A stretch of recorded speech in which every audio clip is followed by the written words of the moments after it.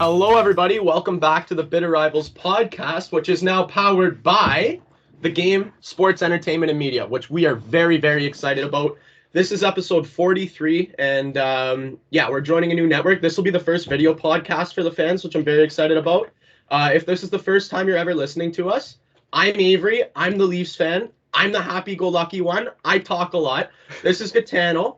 He's depressed all the time. He's a Habs fan. Because he's a Habs fan is why he's depressed all the time. And yeah, I just want to get that out there, make sure you guys know who's who, what we're talking about, and hopefully you enjoy this episode of the Bitter Rivals. Okay. Hey, we got a lot of shit to talk about this week, my guy. We got a lot to talk about, and I'm very excited about hockey this week. And I don't know, let's get pissy. That's what I think. I think we need to get pissy. Oh, do we want to start there? I don't know. I think we usually we'll stick to the regular format. We'll go Leafs first, Habs first, and then we'll get in there. That was a little precursor for the post Leaf Habs talk though. Okay, so we'll go Leafs first. The Leafs kind of got back to their old ways, albeit missing a lot of players. So Jake Muzzin went into concussion protocol. Oh shit. Yeah, Justin Holl, Ondrej Kase, and Nick Ritchie all went on the COVID list. So obviously, the big one out of there is Justin Holl and Jake Muzzin. That's our 3 and 4. That's our second pairing. Yeah. You know, they're just gone. They're just not playing right now. So that's tough defensively because you have not only Sandin and Liljegren moving up into much more mature minutes on the second pairing, but you also have guys from the A like Caleb Dahlgren and Biega. Alex Biega, that's his name.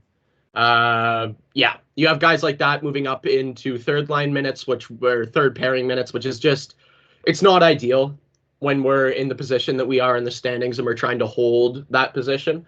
But, you know, as a Leafs fan, I can't really say much about injuries this year because I'm on this podcast with a Habs fan. So, anyway, couple 3-1 leads got blown. Not going to lie, it happened. The Rangers came back after we went up 3-1, and they beat us 6-3, which was not fun to watch.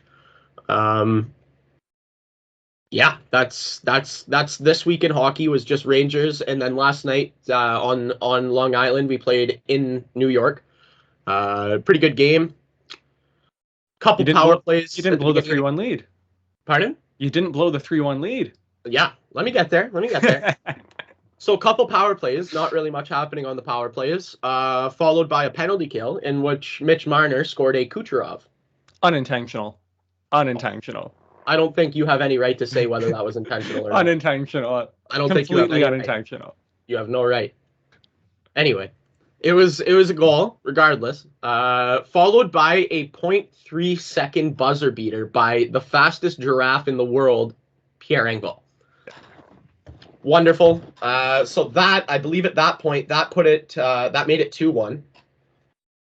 And who scored? Oh, yes, Morgan Riley on an absolutely disgusting dish from number 88, William Nylander.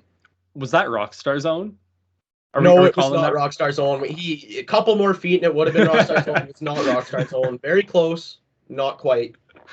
So that was a pretty big win for the Leafs last night. Really needed that after blowing a couple leads and a couple losses. Really, really needed the win. Happy we got it. Holl and Kasha have come off of the COVID list, but they did not travel with the team, so they did not play in last night's game. Going to be very exciting to have those guys back, though. And I didn't think I'd be saying that about Justin Holl, but very, very good stuff having that guy back. And speaking of not being able to say that, or not thinking I would ever say that about Justin Holl, that's going to lead into our fill in the blank segment later. Yes, but absolutely. Let's get you into a Habs rhythm here. Yeah, so the Habs had a really, really busy week on and off the ice. So start with the big one. The Habs named Kent Hughes the 18th general manager in franchise history. Previously worked for Cortex Management, who have currently 17 players in their under management, including Patrice Bergeron, Chris Letang, Marco Scandella, mostly Quebec-born players. The agency was based out of Quebec. He seems pretty decent, seems very level-headed, very poised. He had a couple great quotes in his introduction. My personal favorite, and I think the big one being, "The word doesn't matter to me, whether it's rebuild, reset. My vision is to build a team that can win for years." I think that's a great mindset to have, because I was worried about the word he chose: reset, rebuild, retool.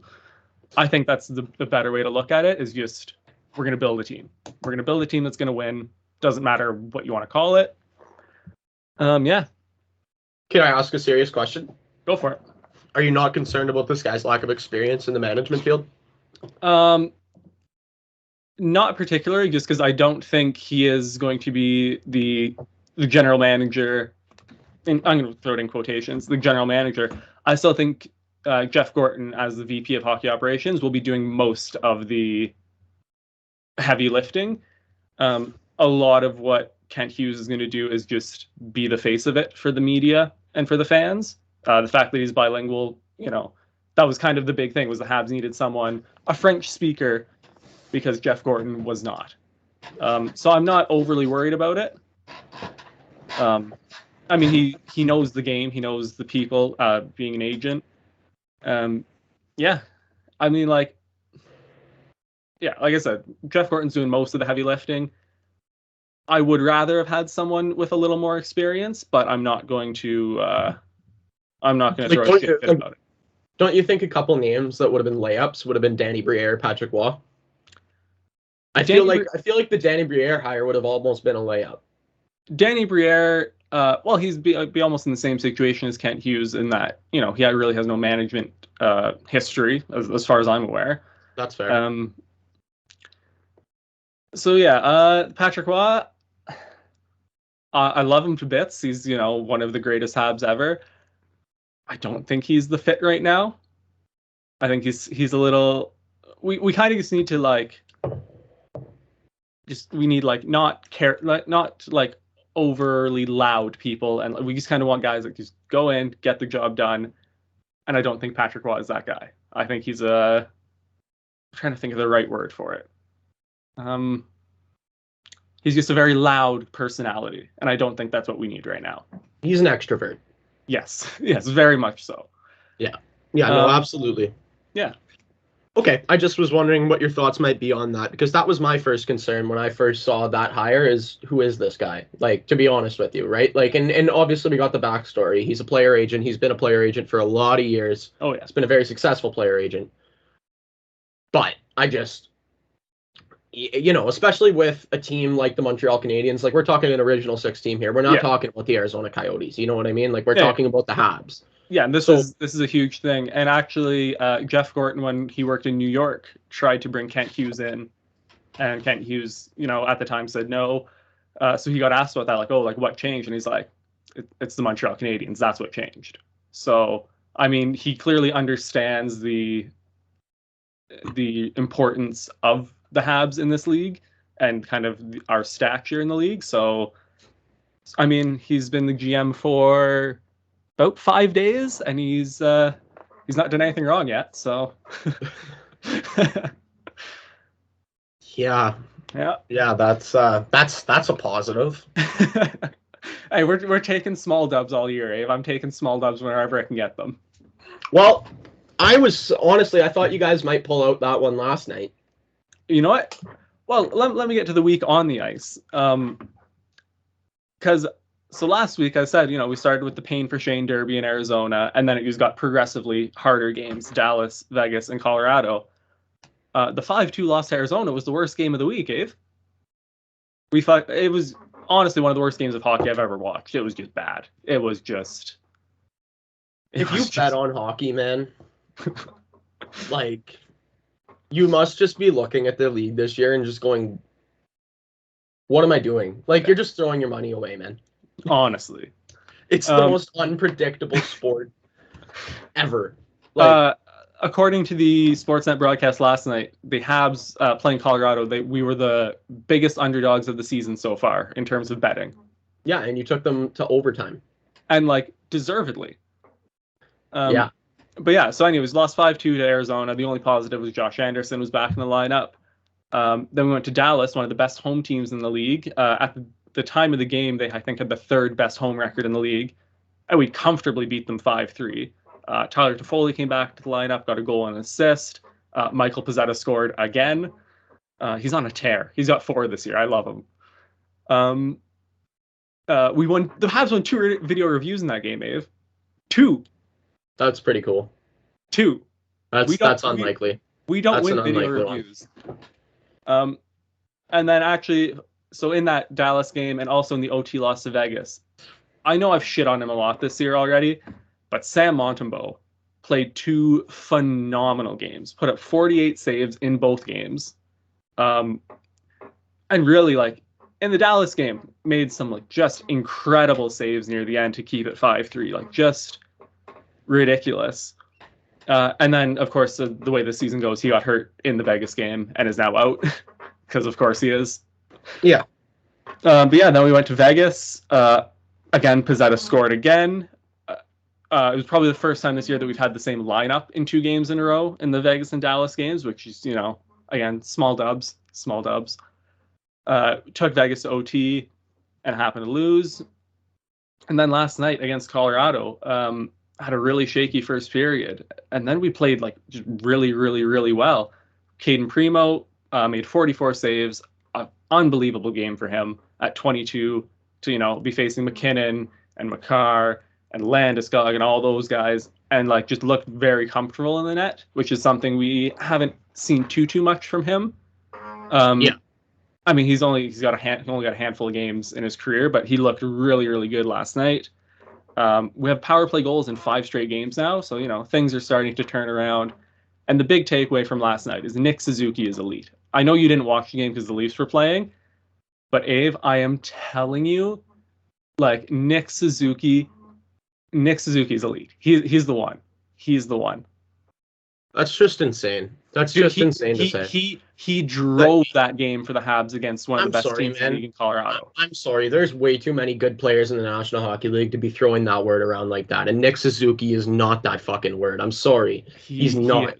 He's not. Like, he's not even. Okay, no. He's not even a top 50 guy in the league. You cannot call him elite. He's 160th in points around, like sitting around there currently.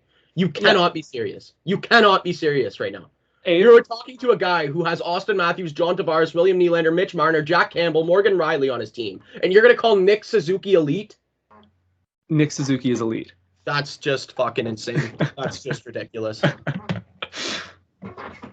He is. No, Nick Suzuki's overpaid, is what Nick Suzuki is. If you want the honest truth, Nick Suzuki is overpaid. Ave, I wish so badly that you would have watched that Colorado game last night, because you would have watched it and been like, oh, like I get it. You lost. Ave, he drove the game against one of the best teams in the league. Everything we did went through him. He was incredible. He was fucking up against McKinnon and fucking Landeskog, Kadri, all elite hockey players, and they played better and won and was the best player on the ice. Didn't win. Unfortunate we didn't win. But he was up there. He played a phenomenal game, and, you know. Nick Suzuki's not elite. If Nick Suzuki's elite, then TJ Brody's elite, then Alex Kerfoot's elite. In 2 or 3 years, on episode like 100, 105, we're going to be sitting here talking about Nick Suzuki being one of the best players in the league. 100%. 100%. Oh, my good Lord. That's just crazy. Are we going to be saying the same thing about Caulfield? I mean, hopefully. He's out. Him and Army are out in COVID protocol right now, so. How's that rocket race going for him?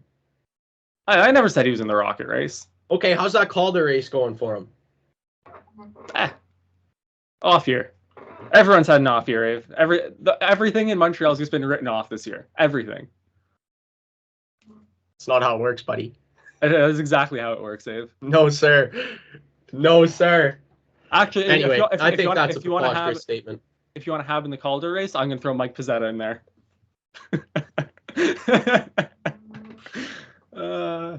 Just crazy. The argument against Nick Suzuki being elite is, first of all, lack of production. To be entirely honest with you, the second of all, lack of team success. I mean, he was almost a point a game player last year. Would have been on pace for 80 odd points in 82. Yeah, no, but what have you done for me lately? And then was our leading scorer in a Stanley Cup final run. So, like, you can't say that's not team success. And yes, this year has been shit for everyone, you know? Nobody the guy's on the got, come on now, man. The guy's got 8 goals in 40 games. The guy's got 24 points. He's a minus 15 in 40 games this year. And the Montreal Canadiens record is currently... Bad. I know. I can't even find it here. They won't even show it to me. That's how bad it is. I'll pull it up 1 second. We are 8-25-7. So, no. And Hey, you can have a good player on a bad team. Absolutely, you can. You were just talking. Connor McDavid is a great player on a bad hockey team. Absolutely. Nick Suzuki is a bad hockey player on a bad hockey team. Like, no, part of the reason the team is bad is because he's getting paid, like, what is it, $7 million a season? He's currently on like $850K right now. What's his contract, man? The contract he just signed in the. Let me pull it up. So starting next year, he makes $7.875, and he is going to be worth every penny of it, Avery. So $8 million this man makes for 24 points in 40 games. Hey, I've told you, like, goals. We're paying $8 million for a guy who's going to be a point per game guy in the league, and who's going to be.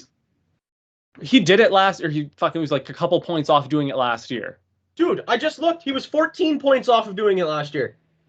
Close enough. No. Close enough. A 50-game season. Not close enough. No, you're close not. Enough. You're not skating by with that one. I'm sorry. How many points did he put up in the playoffs?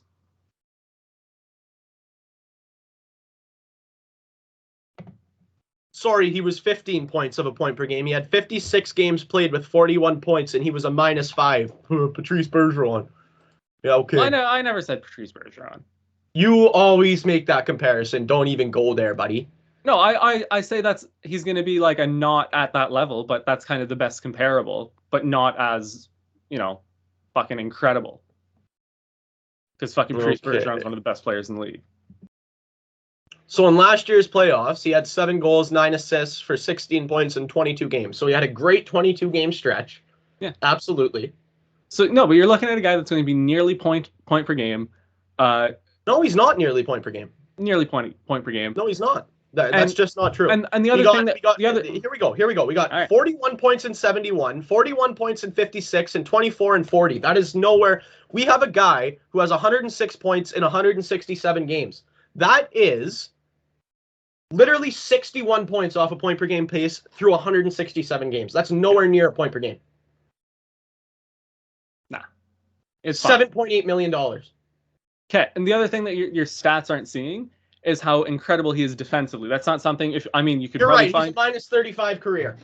You could pull up his advanced stats and all that, because I'm not a big advanced stats guy. I know you are. You fucking love the advanced stats.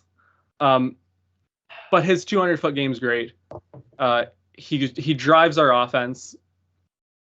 He's going to be worth every penny of 7.875 for the next 8 years. 100%. You want to talk about advanced stats? Here's one for you. Guy had 15 goals in 56 games, shooting 13.6%, which is not sustainable. He's not going to shoot 13.6% for the rest of his career. The rest of his career, he shot an average of about 9%. So this guy will never be a point per game guy. Ever. Would you like to bet on that? I'll put $20 on that. Absolutely. All right. Nick Suzuki will not have a point per game season in his career. Okay. He absolutely will. Yeah, we can't shake on here. We'll virtual shake. Yeah, there we go. I'll write it down in the podcast notes under all of our other bets. Did you know that we bet on the Jets and Oilers season series in our season preview? I took the Jets over the Oilers in their season series. You took the Oilers. Really? Yeah, I found that in our podcast notes earlier. Wow, that's interesting. Why did we bet on that? I have no idea. That's such a, what were we just feeding for degenerate gambling avenues? What was happening? A little bit. No, we were probably debating which team's gonna have a better year, and I said the Jets. You took the Oilers. So yeah, I that's the Nick Suzuki argument. If you've listened to the podcast before, you've heard us argue about it before. So many times. Yeah, but Anyway, I think it's time to move on because we're just going to get caught up talking about Nick Suzuki again, which is just totally not worth our time. So, I mean, not when we have the pissy Edmonton Oilers to talk about.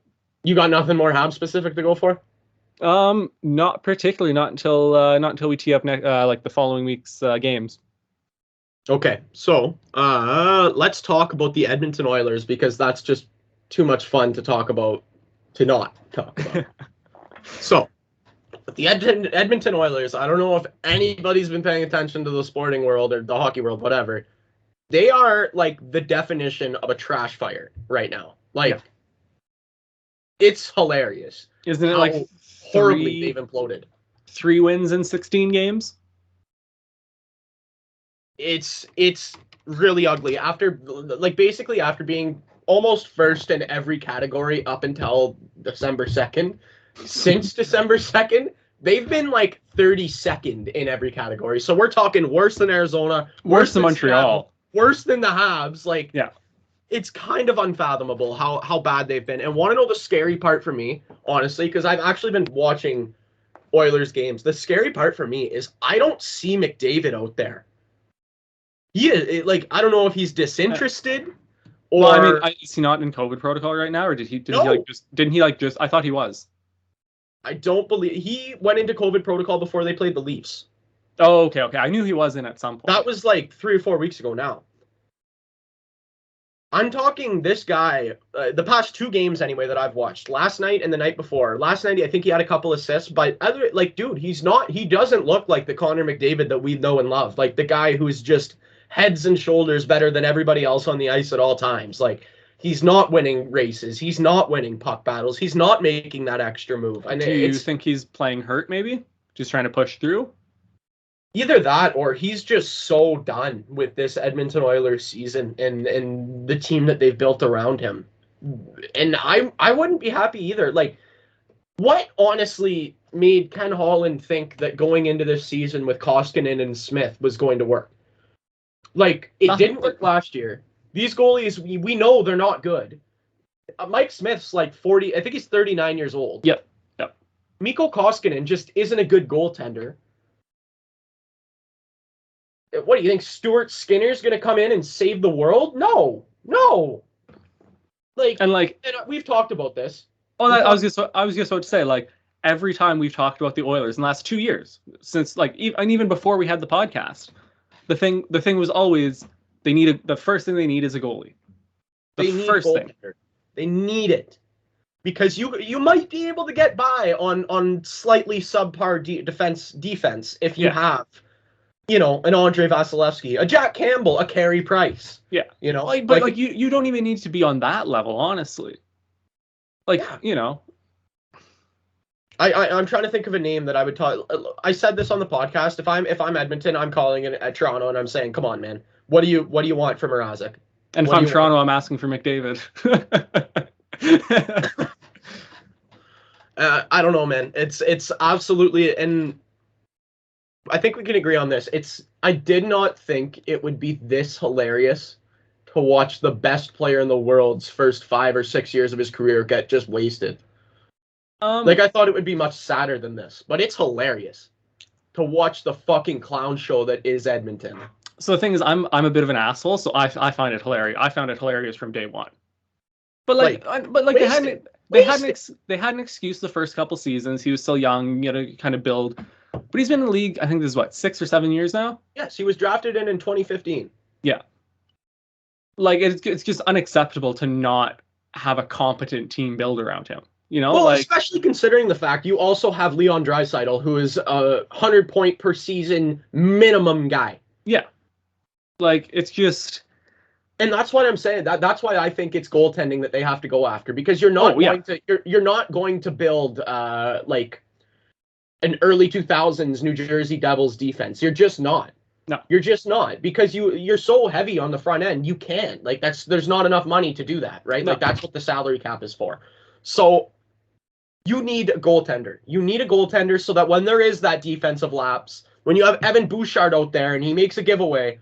When you've got the 38-year-old Duncan Keith out there. Yeah, Cody Ceci. And you know what? You want to talk about advanced analytics? Want to know the one GM and coach, the one GM coach tandem in this league who refuses. Every time they're asked about it, they say, no, I don't listen to that stuff. I want to go with my gut. Ken Holland and Dave Tippett. That's who it is. Those are the names. And like, I get not being like, you can't. I don't think Moneyball works in the NHL. I don't think you can do everything entirely off of analytics. Exactly. But you have to take them into account. Yeah, like to just completely disregard them is just childish, honestly. Listen to this. Top NHL and analytics. While you do this quick, I just want to mention that Kent Hughes was asked about that, and he said that one of the things he wants to do is build up the Habs analytics department. So I was very happy to hear that. Okay, so this is just off the top of my head. Sorry if I miss anybody. These are the top teams in the National Hockey League when it comes to analytics departments, okay? Yeah. So, New York Rangers, Okay. Toronto Maple Leafs, Boston Bruins, Tampa Bay Lightning, Florida Panthers. The outlier here, Seattle Kraken. Yeah. They're an expansion team. Those 6 teams I forgot one. Pittsburgh Penguins. Yeah. You just named 6 teams I just mentioned. 6 of the 7 best teams in the league. Thank you. Yeah. And a team who's got like 40 games in their NHL history. Like they get a break. So you want to say analytics don't work? Yeah. Standings show they do, actually. It's just, it blows my mind. And actually, Ave, this leads very nicely into fill in the blanks this week. So we'll get two Edmonton-based fill in the blanks. First one, Connor McDavid will score blank points this season.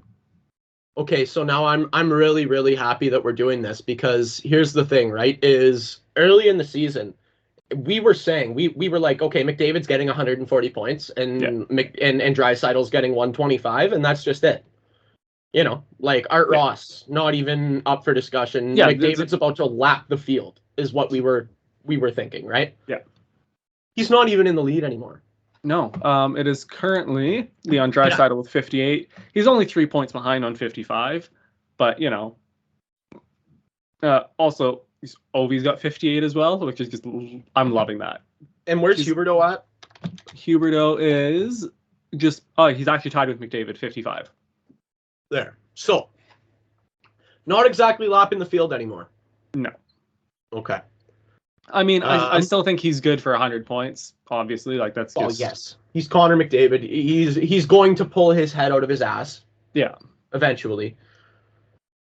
I don't know if the Oilers are though. I don't think they make the playoffs, but. Hey, there's a reason why I took the Jets in the season series, Dave. Man, oh man. Yeah, I would put him in. I'm gonna say like 110. In that ballpark, it's definitely not going to be the 140. Like I how many games has he played? So he is on pace. So in 36 games, he has 55 points. So yeah, that's about 110 pace. Just because of the decline, I'm going to go 100. I'm going to keep it a little lower. I'm going to go 100. Right. I think, just to add to this, want to know who I think is going to run away with this? Alex Ovechkin. The grade 8. Man, he's so good. He's so good. Oh, this 36-year-old Russian robot, yeah. Something else. Quick yes or no, does he break Gretzky's record? I know we've done it, but let's get it on video. Oh, hell yeah. I say he puts up 1,000. I think he could get there, man. I really believe he could. He's still got like 4 years left on his deal. Yeah. And you're telling me he's not going to get a couple hundred goals in 4 years? You're telling me he's not going to score 50 this year? Easy? Dude, he might hit 60. This man is just, he's not even on the planet of Earth anymore, right? We will never see anything like him ever again. No, he's a robot. He's a machine. I love him. Oh, man, he's 36 and he's scoring at the fucking highest pace of his career. Almost the highest. He's getting points at the highest rate of his career. Yeah. I think his career high is 112, and he's on pace for exactly that right now. And he scored 2 last night, so he's probably on pace for more now. Oh, he's so good. Anyways, we're going to circle back to Ovi in a second here. I just stick with Edmonton for one more fill in the blank. Connor McDavid will leave Edmonton and play for blank. Because I think we've both agreed that he will not finish his career in Edmonton. He will not be in Edmonton for much longer. Well, unless things change extremely drastically. Which I don't think they will. Like things really, really need to shake up over there. But like, here's the thing though, is a lot of the decisions that get made around there get his stamp of approval. And like, that blows my mind. That just like, because like this is the best hockey player in the world, but you're telling, I don't know. I don't know, because it's got to, right? Like I look at the Duncan Keith trade and I go like look, I'm not a fucking pro hockey player at all, like very far from it. But even I look at it and I go, yeah, like that's not a good trade. Why? Like why do you do that? Why are you making that trade? You know, going to the season with Smith and Koskinen. Like that's something, if I have some fucking influence in that team, I'm going to Kenny Holland and going, hey, like maybe sort that out a little better. Like, and that's the thing. We know there's goalies available every offseason. Yeah. Like Grubauer was available. The season before, Markstrom was available. Yeah. Like, and I mean, the Oilers have, you know, some prospects, have the draft picks to fucking, even if a guy's not available, make a guy available. To trade them away to make the team better. Like, they have two of the best players in the fucking world. Yes, it's a fire sale. Every draft pick in the stock should be traded to make this team better currently as it stands to win. Like, that's the thing. I would sell the farm. Every draft pick and prospect that isn't nailed down gets shipped out. Like, we have Connor McDavid. Yeah. And I really think that, you know, if they took that mindset and said, okay, we are going to win 3 cups in the next 5 years. We're going to fucking every prospect, every draft pick. We don't need them. We want to win now. I think they build a base for a team that'd be similar to like a Boston Bruins, where you have that core and then you can move pieces in and out to, you know, win year by year. I don't understand why they haven't done that. It should be an absolute fire sale trying to build a better team around Connor McDavid. He is, we've said this 1,000 times, the most talented hockey player I've ever seen. Ever. I don't think we will ever see a more skilled player than Connor McDavid, and I feel very comfortable saying that. So how do you not take every opportunity to win when he is a part of your team? I just don't get it. Like we've said, he was drafted in 2015. We're going on 7 years, man, wasted of this man's career. And that's why I feel like he's going to leave. He has to, because you can't, you know, an NHL career is limited to, you know, 10, 15 years tops. Well, especially prime years. Oh yeah, and you look at it, he's wasted 7. If he has a 15-year NHL career, he's wasted 7 of those years already. And what does he have to show for it? Yeah. I mean, like the individual awards are nice, the MVPs and the fucking points leaders and that, but you know, at the end of the day, what's the one trophy that every hockey player wants in his cabinet? None of the other stuff matters. None of it. Nope. And if you asked any player who hasn't won a cup to trade all their individual fucking trophies and awards for a cup, every single one of them does it. Absolutely. That just gave me an idea for a fill in the blank later down the road. But all right, we'll reveal that one later. Anyways, so for real, where do you think McDavid leaves to? Like, where's he gonna go? Well, I think that's kind of hard, because that the real question you're asking me is, when is he going to leave? Yeah. Right? Because do you think he would want to go to a smaller market team? So the feel I get, and it's, you know, part of the Gretzky influence, is I feel like LA and like West Coast. That's just, I get that vibe from him leaving, because I don't see him going to, you know, Toronto, Montreal, the Rangers, Boston. Like, just cap wise, I don't think it works. But I look at those teams on the West Coast that are kind of rebuilding, retooling, kind of can shift the assets they need. He does not end up in Arizona, Avery. No. Oh. Detroit Red Wings. Ooh. I mean, please God, no, I don't want him in our division. No. No. Get him as far away from us as possible. Keep him out west. I'm just thinking of a team that's like really, really young and skilled and talented and could use a guy. Well, I think Anaheim. everybody could use a guy like Connor McDavid, but you know what I mean. Yeah. Anaheim would be a fucking great show for him. Anaheim would be a good show for him. Yep. Yeah. Him and TZ46. That'd be a pretty swaggy connection. Can we bring up Zegras going to the All-Star game and how the NHL took my idea? Yeah, absolutely. Okay. So last year, around this time, we were talking All-Star game and changing the format because it's dead right now. The All-Star game's dead. Yeah. And the one idea I pitched was, have your All-Stars, but also bring in specialists for the skills competition. My go-to example was, I don't care that Zdeno Chara is not an NHL All-Star.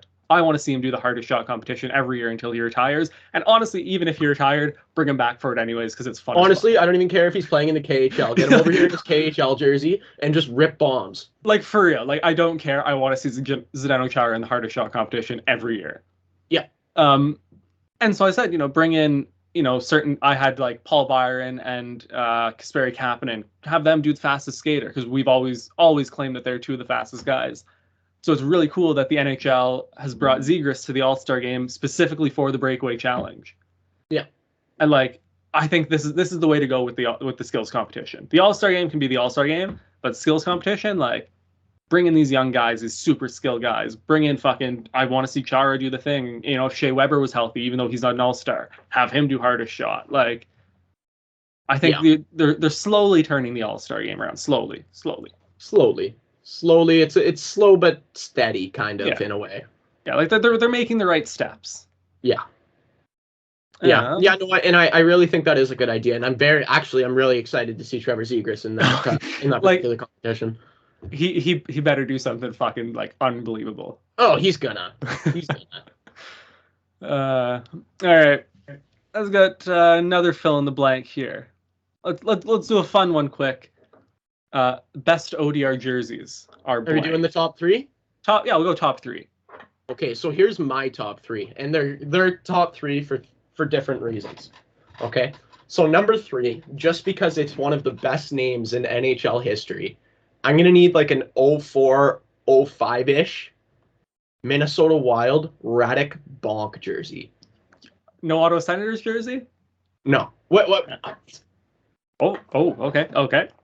Oh, you say he played for that. That's why I went there. Number 2, 50 and 07.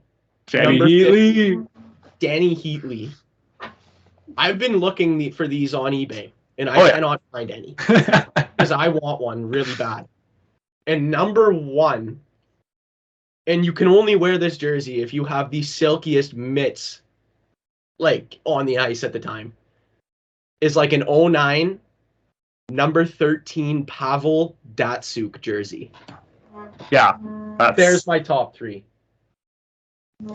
So my top 3, I didn't do specific players. I just did like the jerseys themselves. So at number 3, and it's kind of this the broad one, just any Winter Classic jersey, because they're all fucking phenomenal, and they always just vibe at the ODR because that's what they were made for. Some spectacular ones that I've seen personally, I've seen a Joffrey Lupul Maple Leafs Winter Classic jersey. Shout out Paroli. Yeah, I got the I think I have a DH Gate Austin Matthews Winter Classic jersey in the garage. So any Winter Classic jersey, it's just a vibe at the ODR. Any like old school Team Canada jersey at number 2, I think like the Canada Cup with like the half maple leaf, even like the newer version that was influenced by the older one. I've seen a few of those and they're just phenomenal. And I think maybe the best jersey I've seen at the ODR. Actually, someone was wearing a United States Mike Eruzione jersey, Miracle on Ice. That's pretty fun. That's just, you can't fucking not like that. That's just so niche and so random that it was just... Yeah, like that's what you need to get. You need to get that just niche, random, specific jersey. I love it. Like when we go to the ODR today, I am absolutely, just because of the legend that he is, wearing my Ovechkin jersey. It's not even up for discussion. I do believe I'm wearing Alex Galchenyuk at the ODR today. Okay. All right, and one last Sorry, two fill in the blanks left. We'll go another kind of personal one. Just so we have time for it at the end, I do want to talk about all of the garbage that's been going on in the AHL and the ECHL. We'll get there. I need to touch on that. Yeah, we'll get the light stuff out of the way before we get heavy here. Yeah. The best or coolest hockey moment you've seen live is blank, and so I'm talking in the stadium for it. Yeah. See, unfortunately, I actually haven't watched many live hockey games. Honestly, one time, like I was on a hockey tournament and we went to Detroit versus Chicago, and I got to see Kane and Taves in a shootout. And that would have been like prime Kane and Taves too. Wait a second, I forgot. I also got to see Zetterberg and Datsuk in the shootout. Like that's a stacked shootout. It was pretty cool. Yeah. I'm gonna have to one up you here, Ave. I was at Ovechkin's hot stick game in Tampa. So like that was pretty fucking lit. Yeah, it's pretty cool.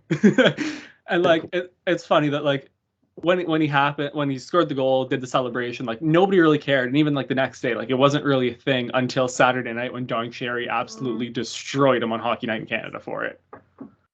But like, cause I remember like sitting there, like, and it was like, no, well, we're not getting in there. We're not getting into that. But no, that was just like, it's one of those things that like every time I see it on like highlight packages and like all these crazy things, I'm just like, oh yeah, like, I was there. Yeah. Do we have any more fill in the blanks? I got one more, and it's a little more of a serious one.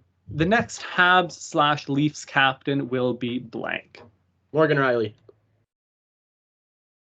Okay. Fair.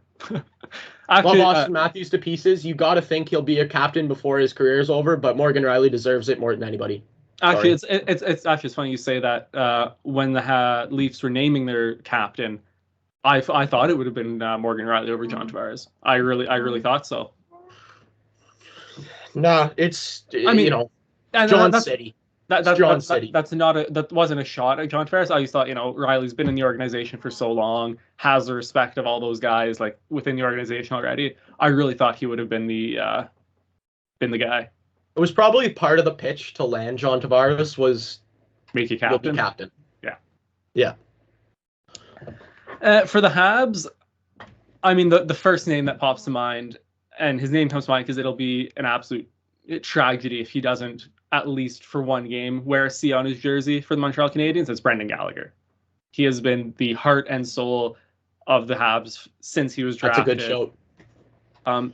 Actually, the only thing that he has kind of working against him in this situation is he doesn't have the greatest reputation with the referees, and I feel like that's something you kind of want your captain to have. That's a good show. I think you're probably on. I honestly thought you were gonna whip out Suzuki again, and I was like, come on, man. I was gonna say like, I think Gallagher might be like a shorter term option. He's obviously not going to be here. He's in his 30s. He doesn't have like an overly long career left in him. Yeah, but like I feel like if I'm in charge, it goes from Shea Weber to Gallagher to Suzuki. That would be my. With my Morgan Riley shout, to be 100% honest with you, if he doesn't sign that contract that he just signed. Yeah. I'm not giving Morgan Riley a shout. I'm giving Austin Matthews a shout. Yeah. But because he just signed an 8-year deal, like... Yeah, he's committed his future to the organization, like... Yeah. Yeah, and then you can call him Captain Morgan, too, which is perfect. All right, so I think that does it for fill in the blanks. If we want to give a couple minutes to some scum, I feel like we kind of have to. Yeah, so a couple absolutely disgusting acts in the one in the AHL that actually happened in November. And we're just hearing about it now because the guy was suspended 30 games after an investigation. Racist gesture towards a black man. I forget the gentleman's name. Do you remember? I don't remember either of their names. Well, I know it was Jordan Subban last night. Oh, yeah, okay, yeah, Jordan Subban last night. So the guy who got suspended was Christoph Hrabik. Yeah. I'm trying to find who he did it to. Just give me 1 second. Yeah. Anyway, while you're finding that, I'll talk about it. It was, it's disgusting, but stuff like that still happens. Like, it's 2022, man. It was to Boko Imama. Yeah, who originally was a Tampa Bay pick, but now he's playing for the Kings AHL squad. Or no, Tucson he's playing for, correct? Tucson. I don't know the AHL. Tucson Roadrunners. Yeah, Tucson. I don't know who they're affiliated with, though. Arizona. Shit. Yeah. I not my strong suit. I don't watch AHL games. Anyway, playing in them. And from what I understand, this is the second incident that Boko has had to deal with. The first one was actually from former Philadelphia Flyers blue liner Brandon Manning. There's absolutely no place for that in the league, and I think we can agree upon this. You and I are of the same opinion. This guy should never play professional hockey again. No, you have absolutely no place in the game. I'm sorry. We don't need your shit. A few weeks ago, we were discussing that issue the incident out in PEI. Yeah. And everybody got 2 games. We're like, that's just completely unacceptable as a suspension. There's like an incident in between there where someone got 5 games. And now Hrabik there got 30, which is still too lenient, honestly. Like, no, to be 100% honest, you should be banned from playing in any NHL affiliated league ever again. That's the ECHL, the AHL. Go play in the K. Seriously. It hurts my head when shit like that happens. Well, and then the worst part is it happens again last night. Yeah. Want to know the worst part? It was this week that Willie O'Ree's number was retired. Yep. This week. It was just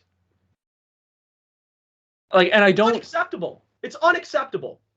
And like, so that Hrabik guy put out like an apology. He's like, oh, I didn't mean it. And I was like, no. Like, not accepted, buddy. Not accepted. No. Sorry. Like at some point, you need to just be like, you know what? Yeah, I fucked up. I'm an idiot. Fucking see ya. And the AHL, it was ECHL there. No, AHL, that was the AHL. AHL. Like, I would be like, lifetime ban. Bye. No, you're done. You're done. That's totally not tolerated. No appeal. No nothing. Like, no. Bye. And Buddy last night too. After all of this happened, after Buddy gets suspended for 30 games, he makes the same gesture. And I'm not going to make the gesture. But he does the same fucking thing. The same thing. PK Subban's brother. Yeah. And like, what I will say is props to Jordan Subban for beating the living fuck out of him. Like, props to Buddy's teammate for helping Jordan Subban beat the fuck out of him. Dude, like, the bench cleared, and I watched the video a couple times, and like, there's a few guys that just kind of like skate by and just fucking give Buddy a pot shot. I'm like, good, he deserves all of that. No, you're an idiot, man. Go the Jake Virtanen route. We don't want you anymore. You're banned. You're abolished. Fuck you. Get out. Yeah, it's that simple. And if the league doesn't want to do it, at some point it maybe should go to the owners and GMs. Be like, hey, we just don't want you anymore. Like, your contract's been terminated. Bye. And other GMs in the league. 2022. This wasn't okay 20 years ago. I mean, it was never okay. No, it was never okay. This has never been okay. But come on, man. What are you thinking? Like, yeah, it's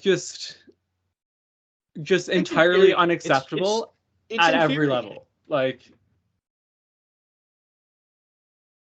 and it's not fair. It's not fair to. And do you know how much better the sport would be if people felt more included in the sport? Do you know how much more representation there would be, and how there's just a bigger pool of athletes? Like, when you broaden your horizons as a sport, right? Like, there's more talent. Yeah, it's great. It's wonderful. It's the best thing in the sport. I just look at something like the World Cup, where you have teams from literally all over the world. It is one of the best sporting events. The Olympics are the best sporting events because everyone's included. Exactly. Like, that's the whole point. It's insane. It's insane that we're still talking about this. It's crazy. Well, that's the thing. Like, if someone wants to do that, it shouldn't be a discussion. It should be, you do it, bye. You're out of the league. No, you're done. You're done. Your career in North America. Totally not, like, zero tolerance. None. Zero. Sorry. Yeah. I don't give it. Second chances, go fuck yourself with your second chance. No, Like, yeah, you're that kind of person. Like there are some things that you deserve second chances for. That is not one That of isn't them. one of them. That is not one of them. No. Like, not at all. Absolutely not. You want to pull that shit? Fuck off. Yeah, exactly. Anyway, sorry that we had to finish it with such a topic, but like I said, we shouldn't even have to talk about this in 2022, but because of some morons in the ECHL and AHL, we do. Yeah.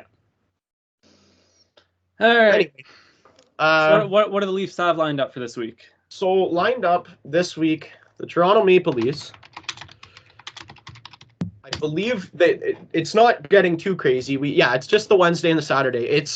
February is going to be nuts. February is going to be crazy. Oh man, like there's like how many games rescheduled into the Olympic break there? I think it was like 100 and something. That's gonna be fun. Yeah. So, this week Ducks in Toronto on Wednesday, and then Leafs in Detroit on Saturday. That's not a bad week. No. I'm excited for the Wednesday game because obviously very excited to watch Trevor Zegras. He's one of my favorite players to watch in the league. And I like Detroit. I think they're a good up-and-coming team. I think that'll be some good pucks. So, Ducks, Wings, and I think they're both going to be really good hockey games. What are the Habs got coming up? So we finish up this monster road trip tomorrow in Minnesota. And then we're back home to play the Ducks on Thursday, the Oilers on Saturday, and the Blue Jackets on Sunday night. Ooh. So nice to finally be back in the Bell Center. Yeah, no kidding. And again, a couple exciting games. Fucking going to play Dollar Bill Kirill in Minnesota, and then like you said, Zegras and Milano in the Ducks, and then McJesus in the Oilers. So the spiraling Oilers. Who actually won a game last night. We never mentioned that, but doesn't matter. Didn't fit the narrative. No, but I really hope that they're still spiraling on Saturday. That would be ideal. Probably. Something tells me they're not going to pick up a goaltender between now and Saturday. Oh, you fucking jinxed today. Now they're gonna pick up like Andrei Vasilevsky on fucking Friday night. Okay, so that's what's coming down the pipeline. Like we said before, we're really, really excited about this new opportunity with TGEM, the Game Sports Entertainment. And media. Pardon? The Game Sports Entertainment and media. And media, sorry. We're very, very excited about that. It's a great opportunity. We're hoping it's going to bring lots more listeners to the show and give us an opportunity to branch out and do other things. And we're really, really excited about that. We're probably going to be putting a little bit more time into the podcast, so that's good for our fans, obviously. And for our fans, for any new listeners, new watchers, if you ever want us to talk about shit, hit us up. DMs are open on Instagram and Twitter. Now in the YouTube comments section, hit us up. We really look forward to seeing what you guys want us to talk about. We'll argue with you guys all day. Yeah, absolutely. That's what this podcast is about. Yep. It's lovely. Anyway, thank you guys so much for listening. Thank you to the Game Sports Entertainment and Media for hosting us, I guess. And we very much appreciate the opportunity. We will see you guys next Sunday. We're going to go play some puck ourselves.